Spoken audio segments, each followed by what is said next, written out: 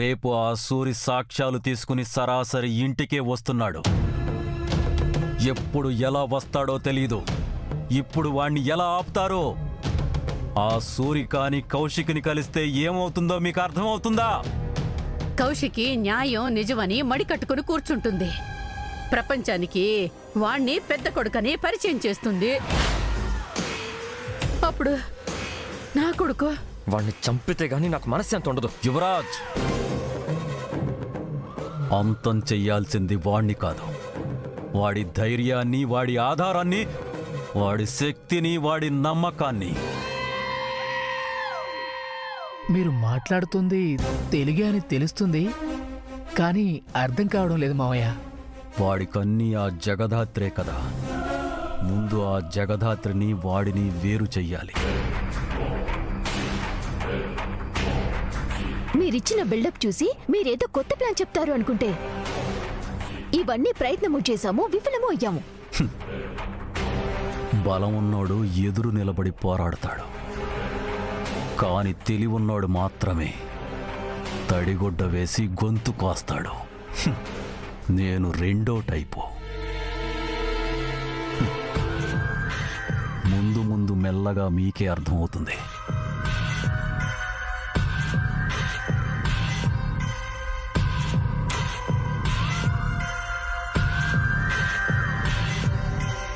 నిషి, మా నాన్న అనుకున్నారు అంటే పని అయిపోయినట్టే. నువ్వు చూస్తూ ఉండు, వాళ్ళిద్దరిని ఎలా వేరు చేస్తారు.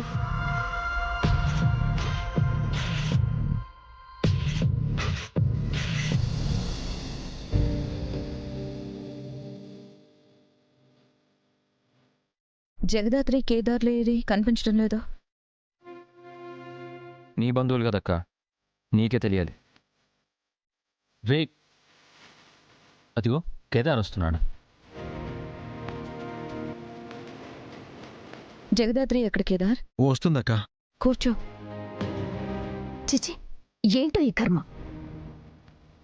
ప్రతి అడ్డమైన వాళ్ళతో కలిసి భోజనం చేయాల్సి వస్తుంది. పౌరుషం లేని మనుషులని ఈ ఇంట్లోనే చూస్తున్నాను. అంతగా వద్దు చీ పొమ్మని చీదరించుకుంటున్నా ఇంకా ఉంటున్నారంటే ఎంత సిగ్గులేదనిపించుకోవాలి.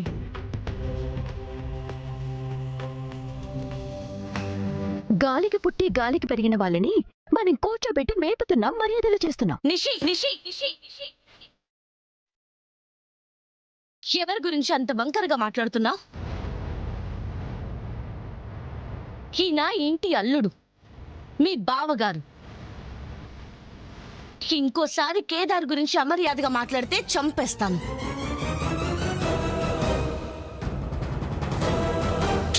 పర్లేదు దాత్రి, వదిలే. మా వాళ్ళ బుద్ధి లేనితనానికి నేను సారీ చెప్తున్నాను కేదార్. అక్క, నువ్వు వడ్డించు జగదాత్రి.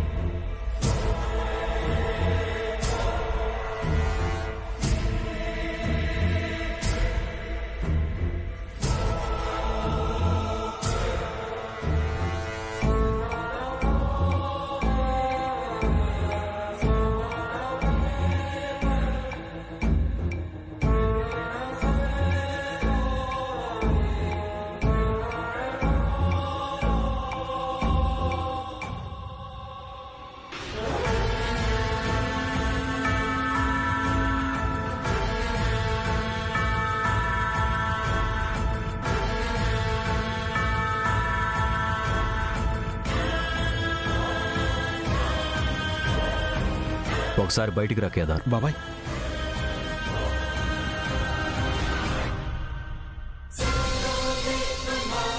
చిన్నమావి ఏంటి ఎవరూ చూడకుండా కేదార్ని పక్కకు తీసుకెళ్తున్నారు?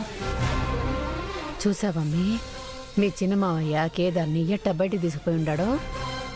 అవునత్తయ్య, చిన్న మావయ్య ప్లాన్ వర్కౌట్ అయితే అందరు లెక్కలు ఒకేసారి తేల్చేయచ్చు.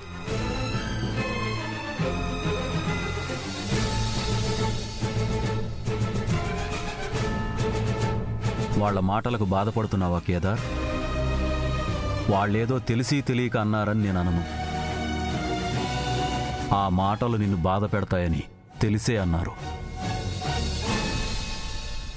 నువ్వెక్కడ మా అన్నయ్య కొడుకుని అని నిరూపించుకుంటావేమో అన్న భయం వాళ్ళది.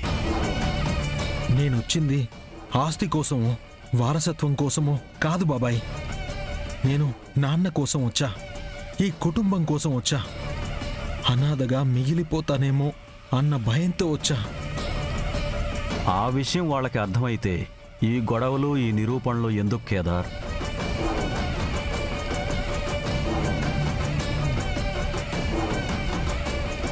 నువ్వు మా అన్న కొడుకువని నేను నమ్ముతున్నాను. బాబాయ్, అవునరా, నమ్ముతున్నాను. అన్నయ్యని కూడా అందరి ముందు నిజం ఒప్పుకునేలా నేను చేస్తాను. బాబాయ్,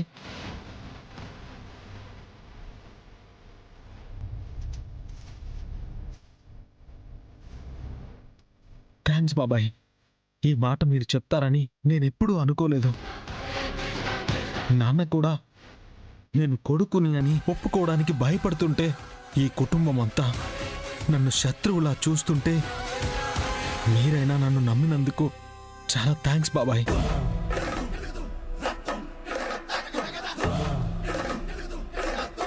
ఇన్ని రోజులు కుటుంబం లేక, తండ్రి ఎవరో తెలియక, సమాజం అడిగే ప్రశ్నలకి నీ దగ్గర సమాధానం లేక నువ్వు ఎంత నరకం అనుభవించుంటావో నాకు తెలుసు కేదార్. ఇక నుండి వాటి నుంచి నీకు విముక్తి వస్తుంది. ఇది నీ కుటుంబం. నీ కుటుంబం నుంచి నిన్ను ఎవ్వరూ వేరు చేయలేరు. చేస్తే నేను చూస్తూ ఊరుకోను. దేవుడా, ఇన్నాళ్ళకి కేదార్ కన్నీళ్లు చూసి కనికరించావా? కేదార్కి తన కుటుంబాన్ని దగ్గర చేయబోతున్నావా? ఈ రోజు కోసమే కదా కేదార్ ఎన్ని రోజుల నుంచి ఎదురు చూసింది. ఇవన్నీ జరగాలంటే నువ్వు ఒక చిన్న పని చెయ్యాలి కేదార్. ఏం పని చేయాలి బాబాయ్? చెప్పండి, ఎంత కష్టమైనా చేస్తాను. చాలా కష్టమైన పని కేదార్. నాకు తెలిసి నువ్వు చేయలేవని అనుకుంటున్నాను. నన్ను ఈ కుటుంబం దగ్గరికి తీసుకుంటుంది అంటే, ఆదరిస్తుందంటే, ఆదరణ చూపిస్తుందంటే, నేను ప్రాణాలివ్వడానికైనా సిద్ధమే బాబాయ్, సిద్ధమే బాబాయ్, సిద్ధమే బాబాయ్. ప్రాణాలు ఇవ్వాల్సిన అవసరం లేదు, కానీ అందరి ముందు నువ్వు నిజం ఒప్పుకుంటే చాలు కేదార్.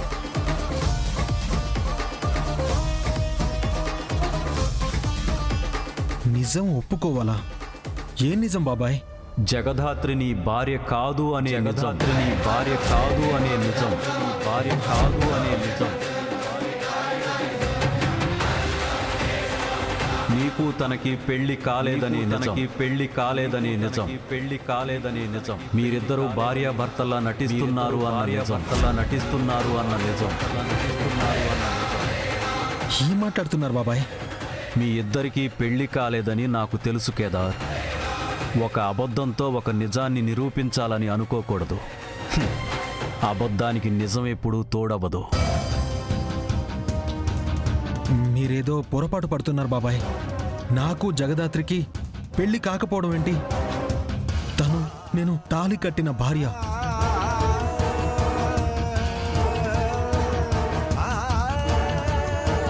ఆలోచించుకో కేదార్. అబద్ధం చెప్పి ఈ కుటుంబానికి దూరం అవుతావో, నిజం చెప్పి దగ్గరవుతావో నీ ఇష్టం. నీ మంచి కోరే బాబాయిగా నేనైతే నిజం చెప్పేయమంటున్నాను. మీకు ఎలా చెప్తే అర్థమవుతుందో నాకు అర్థం కావడం లేదు బాబాయ్. జగదాత్రిని నేను మనస్ఫూర్తిగా ప్రేమించి పెళ్లి చేసుకున్నాను. ఇలా నువ్వు అబద్ధాన్ని నిజమని నమ్మి దాన్ని అందరితో నమ్మించాలని చూస్తే నేనేం చేయలేనురా. ఒకవేళ నువ్వు చెప్తుంది నిజమే అయినా, మా అన్నయ్య నిన్ను కొడుగ్గా ఒప్పుకున్న ఒక నేరస్తురాలి కూతుర్ని కోడలిగా ఈ కుటుంబం ఎప్పటికీ ఒప్పుకోదు. నా మాట విను. నీకు పెళ్లి కాలేదన్న నిజం అందరికీ చెప్పే నిన్ను కొడుగ్గా అంగీకరించి నీకు రావాల్సిన ఆస్తి నీకు వచ్చేలా చేస్తా. మన స్థాయికి తగ్గ సంబంధం తీసుకొచ్చి నీకు పెళ్లి చేస్తాం. నీ బాబాయిగా చెప్తున్నానురా, నీ స్థానం ఆ అమ్మాయి పక్కన కాదు. నా ధాత్రి నా పక్కన లేకుంటేనే ఈ కుటుంబం నా వెంటుంటుంది, అందరిలో గుర్తింపిస్తుంది అనంటే అలాంటి గుర్తింపు నాకొద్దు బాబాయ్.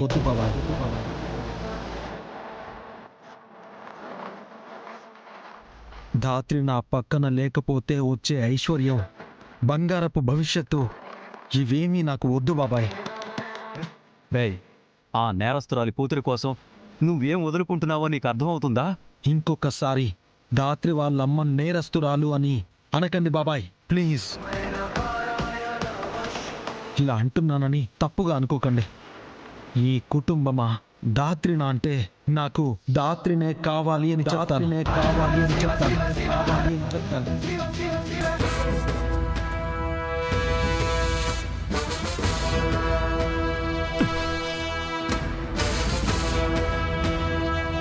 ఏమైంది బాబాయ్, వాడు ఒప్పుకున్నాడా? ఒప్పుకోలేదురా. ఒప్పుకోనని కూడా తెగేసి చెప్పేశాడు. వాణ్ణి ఒప్పించాలంటే ఇదంతా చేస్తే సరిపోలేదు, ఇంకేదో చెయ్యాలి. చేస్తా.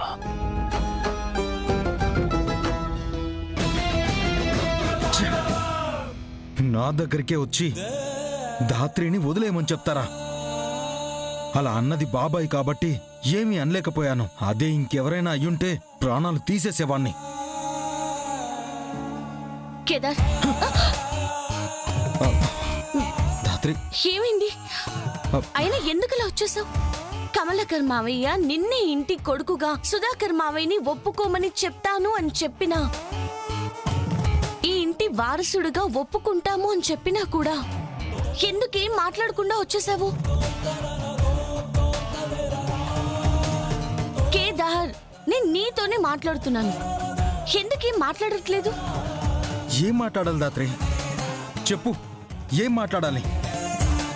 నువ్వా ఈ ఫ్యామిలీ నాన్న అడుగుతున్నారు బాబాయ్. ఆయనకి ఏం చెప్పమంటావు? నువ్వు నా ఫ్యామిలీ వేర్వేరు కాదు అని ఎలా చెప్పమంటావు? ధాత్రి, నాకు ఈ విషయం గురించి మాట్లాడాలని లేదు, వదిలే. కేదార్, ఆగు. అసలు నీ ఆలోచనలకి కారణం ఏంటో నాకు అర్థం కావడం లేదు. అరే, ఈ ఇంట్లో వాళ్ళు వారసుడిగా ఒప్పుకోవాలనే కదా మనం ఇంత కష్టపడింది. అది జరుగుతుంటే నువ్వెందుకు కాదంటున్నావు? అసలు వద్దు అని వదిలేసి వచ్చేసావు. మనకి పెళ్లి కాలేదు అని చెప్తే అప్పుడు నన్ను కొడుగ్గా ఒప్పుకుంటాను అన్నారు. అంటే నేను పెళ్లి కాలేదు అని చెప్పగానే నిన్ను ఇంట్లోంచి పంపించేస్తారు. నిషిక, అందరూ కలిసి నిన్ను మళ్ళీ ఈ ఇంటి గడప కూడా తొక్కనివ్వరు. నిన్ను ఈ ఇంటికి శాశ్వతంగా దూరం చేస్తారు. కేదార్, దూరం చేస్తే చెయ్యనివ్వు.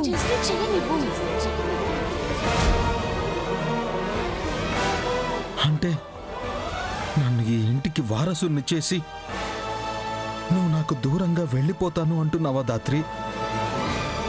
నన్ను వదిలేసి వెళ్ళిపోతానంటున్నావా? నన్ను వదిలి వెళ్ళిపోగలవా? అది ఎప్పటికైనా జరిగేది అదే కదా కేదార్. నిన్న ఇంట్లో వాళ్ళు వారసుడిగా ఒప్పుకోగానే మనకి పెళ్లి కాలేదని చెప్పి నేను ఇంట్లో నుంచి వెళ్ళిపోతాను కదా.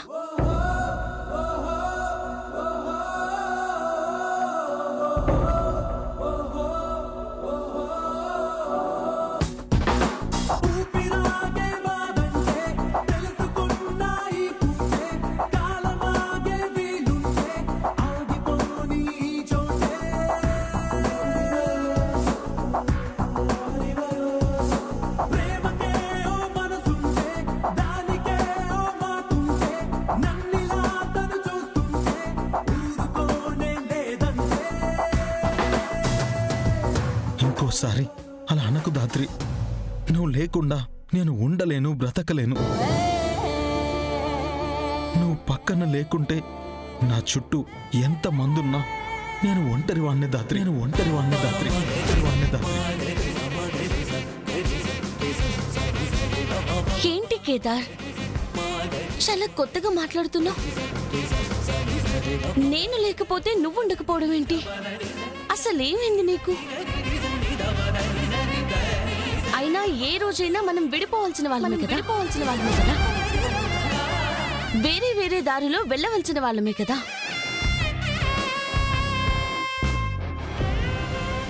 ఎందుకు ఎప్పటికీ భార్యాభర్తల్లాగే ఉంటామన్నట్టు మాట్లాడుతున్నావు?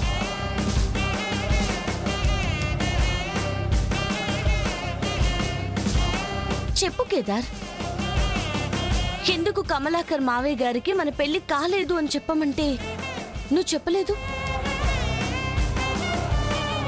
ఎందుకు ఇప్పుడు ఇలా మాట్లాడుతున్నావు? బాబాయ్ ప్లాన్ నీకింకా అర్థం కాలేదు దాత్రి. నేను మనకి పెళ్లి కాలేదు అని చెప్పిన మరుక్షణం నిన్ను నన్ను మోసం చేశామని చెప్పి ఇంట్లోంచి బయటికి పంపించేస్తారు. అదే ఆయన ప్లాన్. ఆయన ఆస్తి కోసమే వచ్చాము అని అనుకుంటున్నాడు.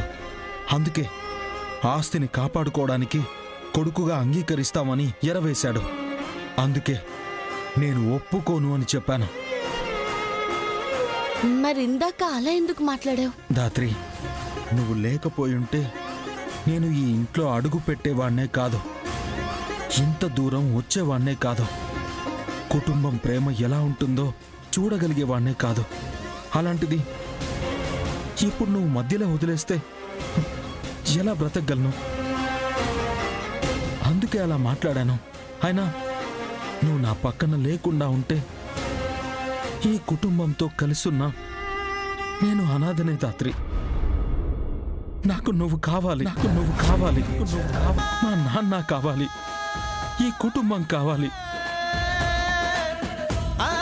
కానీ ఇలా ఒకటి కావాలి అంటే ఇంకొకటి వదులుకోమంటే నేను వదులుకోను, ఒప్పుకోను కూడా.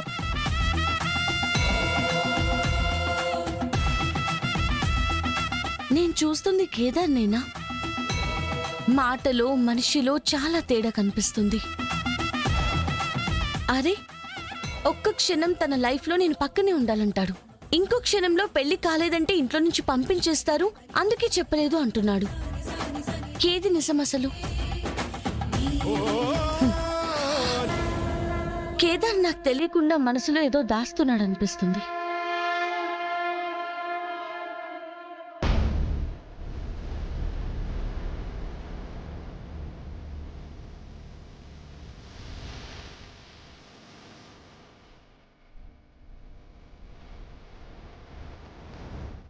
ఆయన ఇచ్చిన చీర వీటిల్లోనే పెట్టాను కదా, కనిపించడం లేదేంటి?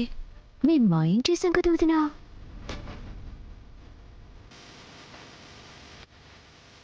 నిషి, పాప మా అక్కని చూస్తే బాధేస్తుంది. లేని చీర కోసం ఎంతలా వెతుకుతుందో చూడు. ఇది ఆరంభం మాత్రమే కాచి. ఇప్పుడు కానీ ఆ చీర మీ అక్క చేతుల మీదుగా పని మనిషికిచ్చిందని తెలిస్తే మీ బావ చేసే రచ్చ నెక్స్ట్ లెవెలే. మనం ఎంట్రీ ఇచ్చి అగ్నికి ఆజ్యం పోయాల్సిన సమయం వచ్చేసింది. పద వెళ్దాం. ఏమైందక్క? ఎందుకలా బట్టలని బయటపడేశావు? సురేష్ ఇచ్చిన చీర కనిపించడం లేదు. బావిచ్చిన చీర పోయిందా? ఏంటది నేను చెప్పేది? చీర కట్టుకోవడం ఇష్టం లేకుంటే తీసుకోకుండా ఉండాలి, కానీ ఇలా చీర తీసుకుని పోగొట్టుకోవడం ఏంటదినా? ఇప్పుడు ఈ చీర పోయిందని బావకు తెలిస్తే ఎంత బాధపడతారక్క? వదిన్ని చూస్తుంటే బాధ పెట్టాలనే తీసుకుని ఇలా చేశారు అనిపిస్తోంది. నిషిక, నిషిక, నిషిక. ఇది నా మనసులోని మాట కాదు వదినా. అన్నయ్య ఇలా అనుకునే అవకాశం ఉంది అంటున్నాను. అన్నయ్య ఆ చీర నీకు ఎంత ప్రేమగా ఇచ్చారు. ఆ చీర నీకు ఇచ్చేటప్పుడు ఆయన కళ్ళల్లో ఎంత ప్రేమ కనిపించింది. మన లైఫ్ మారబోయిన ప్రతిసారి నువ్వు ఇదే కలర్ వేసుకుంటున్నావు. రేపు కూడా ఇదే కలర్ సారీ కట్టుకో. ఎప్పటిలానే మన లైఫ్ మారుతుందేమో చూద్దాం. Thank you. ఇప్పుడు నువ్వు ఆ చీరని కావాలని పోగొట్టుకున్నావనుకుంటే ప్రేమతో చూసిన కళ్ళు కోపంతో ఎరిపెక్కుతాయని చెప్తున్నాను. ఈ విషయం సురేష్కి తెలియకూడదు. తెలిస్తే చాలా బాధపడతాడు.